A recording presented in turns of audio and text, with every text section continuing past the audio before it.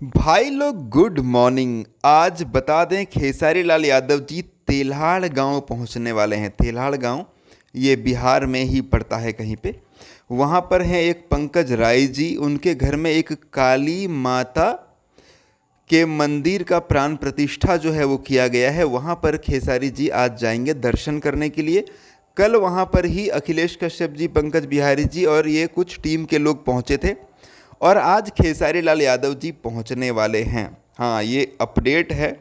हालांकि ये जानकारी मुझे कल ही मिली थी, मैंने अखिलेश जी से पूछा था, लेकिन मैं कल भूल गया बनाने के लिए। और भी कई सारे वीडियोज़ थे और फिर मैं बाहर था तो मैं भूल गया।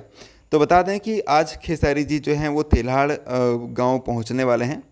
तो अगर आसपास में आप लोग हैं तो आप लोग खेसारी जी से मिल सकते हैं, सामने से देख सकते हैं, है ना।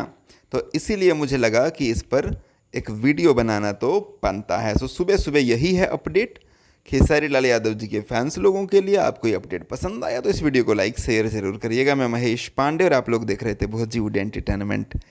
Thank you.